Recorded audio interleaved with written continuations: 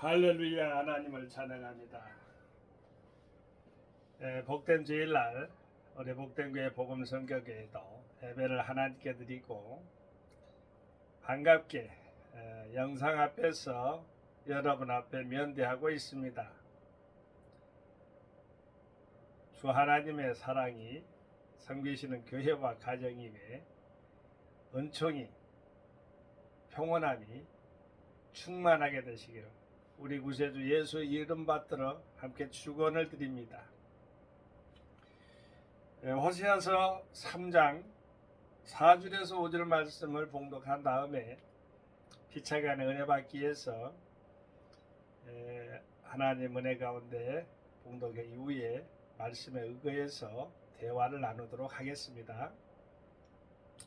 이스라엘 자손들이 많은 날 동안 왕도 없고 군도 없고 제사도 없고 주상도 없고 에봇도 없고 드라빔도 없이 지내다가 그 후에 저희가 돌아와서 그 하나님 여호와와 그 왕 다윗을 구하고 말이 되는 경외함으로 여호와께로 와 그 은총으로 나아가리라.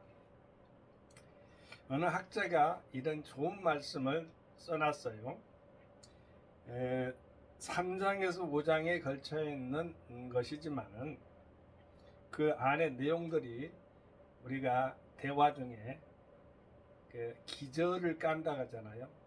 밑바닥을 깐다. 기본 이렇게 바로 이렇게 집을 지을 때 대화도 베이직 기초가 기반이 튼튼해야 되기 때문에 그런 정보 지식이 필요하죠. 그래서 제가 읽어드리겠습니다. 진실도 없고 인애도 없고 진실함도 없고 사랑도 없는 그러한 시대에 호세아가 선지자로 활동을 했는데 이 선지자 호세아는 바로 구원이라는 이름이라고 제가 했잖아요. 여호수아 이름과 같고 예수님 이름과 같다 이렇게 했는데 음녀 고멜의 남편입니다. 인적 사항으로는 호세아는 이스라엘의 21대 손인데요.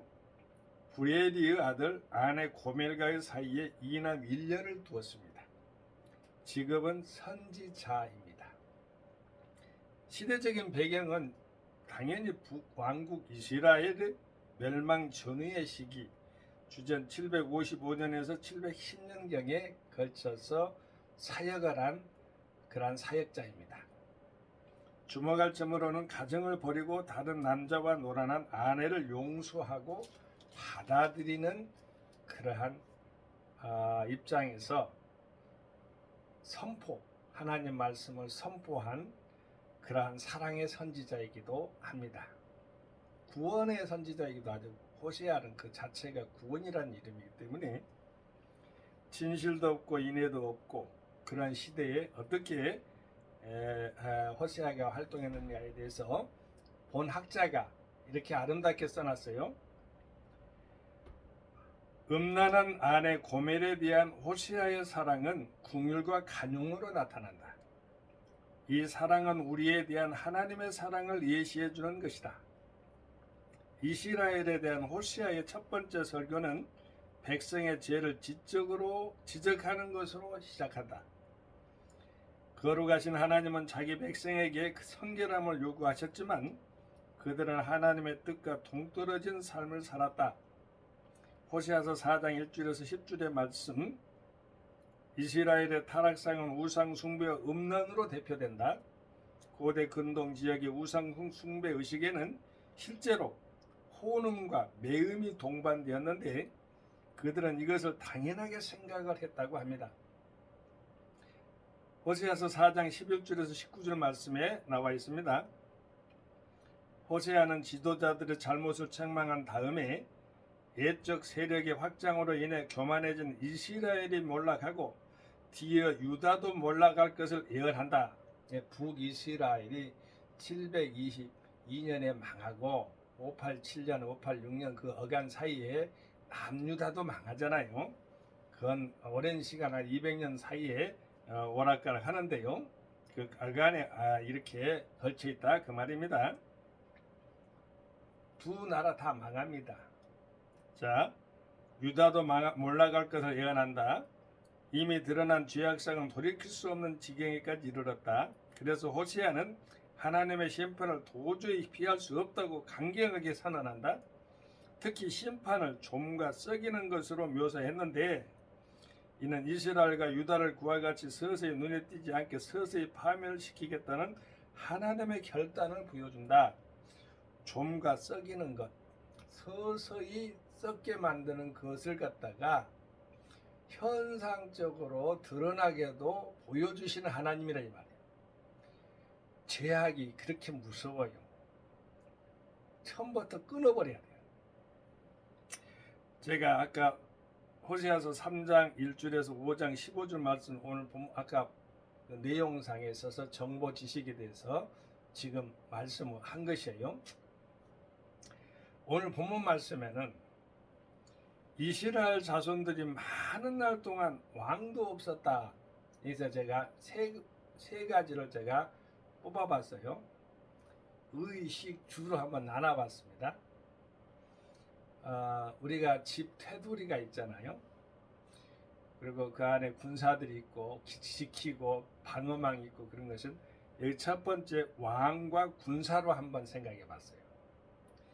그 안에 이제 제사나 주상, 어째 제사와 주상이 어떻게 음식이 될까? 제사법 보면 5대 제사법이 있어요. 번제, 소제, 하목제, 속제제, 속건제가 그게 해당되는데 내기에 나와 있는 거예요. 내기 1장부터 순서별로 쭉 읽어보면은 1장에서 7장까지 잘 나와 있으니까 참고하게 되시기를 바랍니다.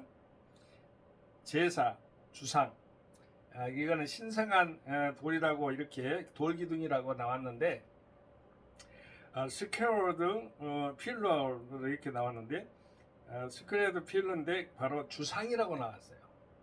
신성한 돌기둥이라고 나왔는데 그것은 이제 일단 음식 먹는 것으로 이렇게 대가 나왔어요. 의식주 가운데.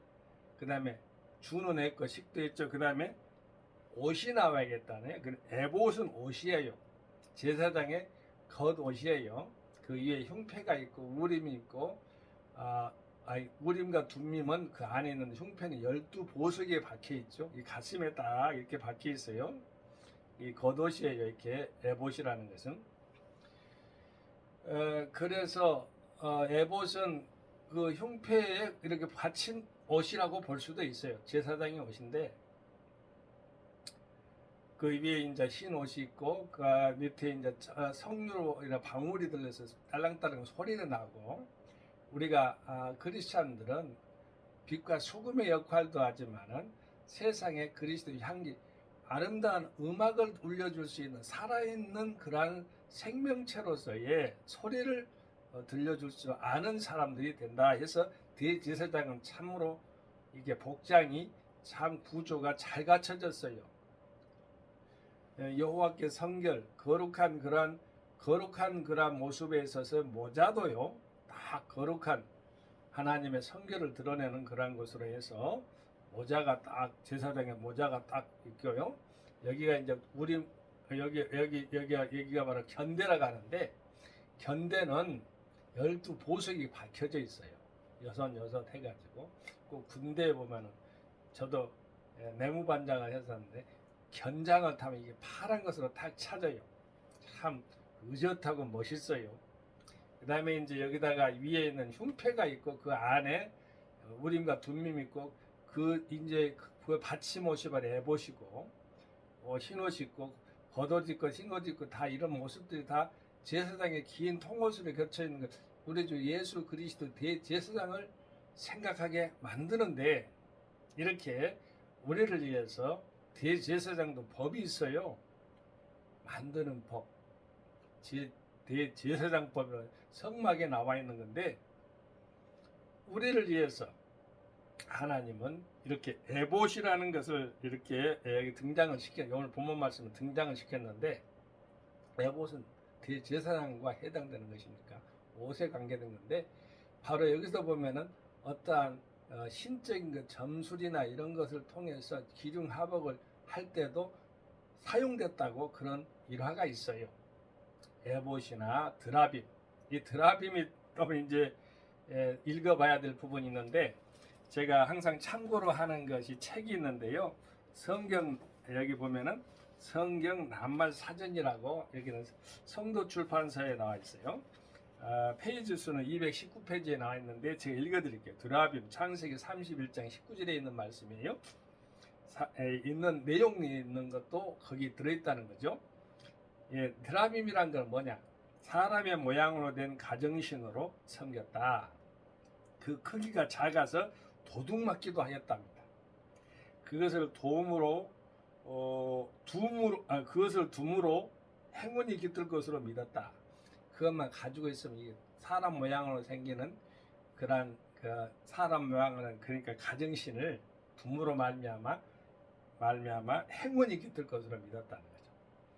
사사 시대를 지나면서는 그 크기가 사람의 크기만 했다. 이제 뭐 사찰 같은 거 보면 그 크기가 사람 모양 같잖아요. 그 크기가 그것이 대중 우상이 되었다. 우상은 사람이 만든 돌이나 이런 거 우상 석상은 말이죠. 귀가 있으나 듣지도 못하고 코가 있으나 숨쉬도 못하고 입에서 말도 못하는 것이라고 나와 있어 성경이에요. 시편 기자는 그렇게 말하죠. 그것이 내용이 사사기서 17장 5절하고 사무엘상 19장에 있는 것 중에서 13절에서 16절 말씀에 나와 있다 이렇게 기록되어 있네요. 자, 드라빔에 대해서 이야기하면은 야곱의 애삼촌이 라반이잖아요. 이제 집을 나올 때에 다 이제 출발을 하는데 아마 라헬이 드라빔을 이렇게 훔쳤던 것 같아요. 숨겨서 가져가려고 했었던 것 같아요. 그래서 이제 라반이 찾았겠지요. 드라빔에 찾는데 찾지를 못하는 이유는 딸이 앉아있는 말이 앉아있었어요. 지혜로야 라헬이요. 아리따고 고운 야곱의 아내인데 레아의 동생이죠. 라헬이 이렇게 이제 레아 라헬 그러잖아요. 그런데 찾으려고 하는데 라헬이 지혜를 쓴 것입니다. 제가 지금 경수가 나려고 하니까 일어서지를 못하겠다고. 이게 말 안장이 앉아가지고 이렇게 감춰놓고 있어요. 이게 그만큼 적었다는 거예요. 또 하나 이제 구약 시대에 있어서 이집트의 이렇게 풍습이라고 할 수 있을까요? 문화라고 볼 수 있겠죠. 요셉이 형제들을 시험하기 위해서 그 막내 동생의 이제 자루에다가 쌀자루를 다 넣는데 막내 동생 자루에 넣어가지고 이제 다음에 이제 불러가지고 다음에 이제 취조를 할 때에 이제 막내 동생만 감옥에 넣어가지고 어떻게 형제들이 하는가 보자. 근데 그때 요셉이 팔아버릴 때는 최초의 인신 매매범이 누구냐면은 이 야곱의 아들들이거든요. 베냐민만 빼놓고 전부 다 합세해가지고 요셉을 팔아가지고 에집트로 이렇게 해서 끌렸는데 나중에 국무총리가 될 줄 꿈에도 몰랐겠지요. 국무총리 앞에서 치조를 당하는 거예요. 근데 이제 형제의 사랑을 확인하는 과정 중에 은잔이 나와요. 은잔을 감추고 이렇게 했다는 거 이해 나오는데 그런 것들, 그런 이집트 문화, 또 팔레스타인 문화, 가나안 문화겠죠. 그러한 문화들을 우리는 생각하면서 드라빔 나왔으니까 그러한 가정신, 그런 조그마한 신들을 이렇게 가지고 다니면서 움직이면서 뭐 행운이 깃들 것이다 믿는 그런 우상적인 신들이 그때 당시 있었다는 것이죠. 자, 이제 하나님 말씀을 다시 들어가세요. 호세아서 3장 4절 말씀에 이스라엘 자손들이 많은 날 동안 왕도 없고 질서가 없었다는 거죠. 체계가 없다는 거죠.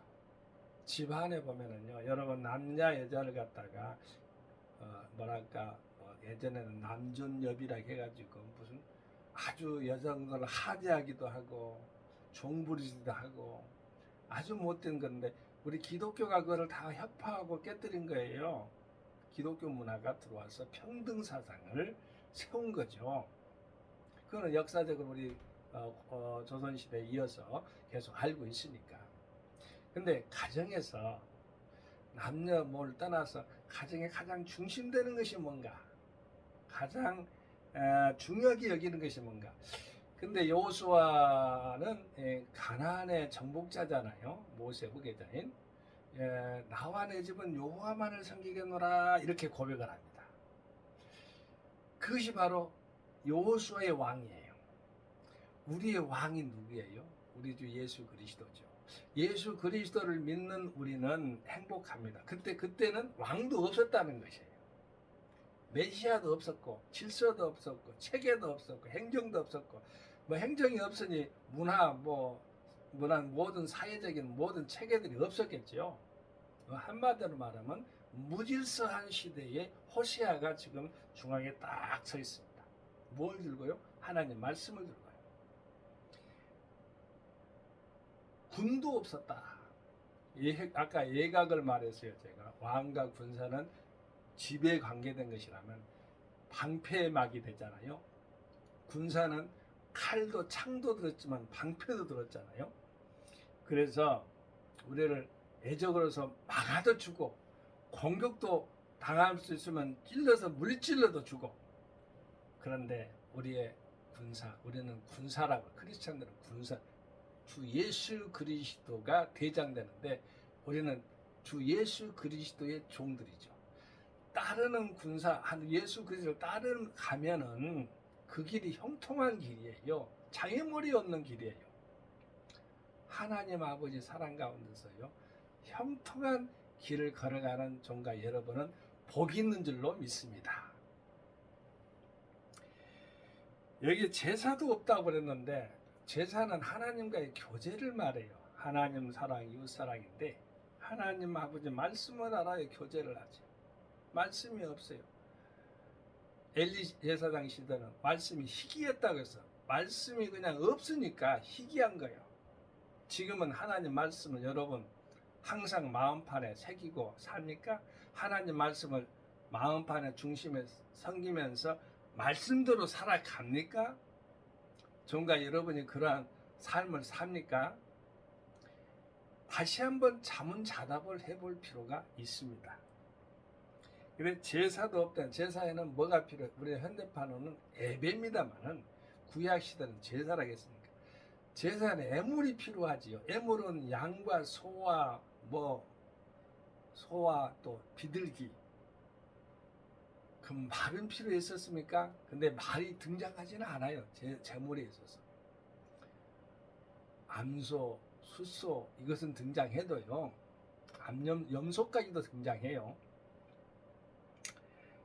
등장하는 제물도 이게 많은 걸 등장시키는 거 아니에요. 닭과 오리와 이런 거 등장시키는 게 아니에요. 사자도 호랑이도 안 등장시켜요.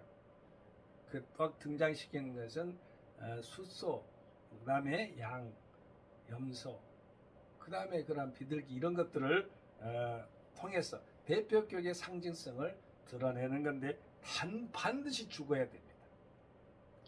반드시 죽어야만이 산 제물이 되는 거예요.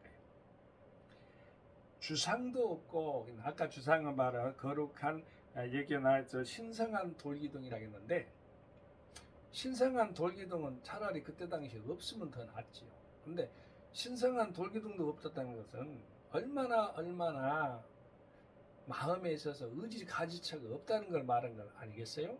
그것마저도 없었다는 것은 이때 당시에 진정한 신성한 돌기둥이란 그 말은 어떠한 표지석도 될 수가 있겠지만, 말 그대로 어떠한 중심의 주 목적을 가지고서 말이죠, 살아가는 그러한 이렇게 서로가 합력해서 세우려고 하는 그러한 것도 있을 수가 있겠죠. 하나의 조합체로 만들어 가지고. 그것도 없었다는 거예요. 그냥 무질서하게 난장판이라는 거예요. 주상도 없고 에봇도 없고. 아까 에봇이는 근데 우리가 옷을 입잖아요. 그 어렸을 때는 깨복쟁이들은요, 부끄러움을 몰라요. 근데 에봇은 뭐예요? 대제사장 입는 복장을 봐보세요. 말 그대로 이 에봇 자체가, 대제사장 자체가 하나님의 그 앞에서의 거룩이기 때문에 거룩한 행실의 옷을 우리가 입을 줄 알아야 되는데 어떤 옷을 입어야 될까요? 경건한 옷, 기쁨의 옷, 행복한 옷, 그리고 하나님이 받으실 만한 흡족하고 만족한 옷을 입고 그 기쁨의 띠를 띠고 항상 하나님께 소망을 두고 살아가는 옷을 우리가 입어야 됩니다. 말씀의 옷을 입게 되기를 바랍니다. 그 에봇에 대한 것을 생각할 수가 있겠고요.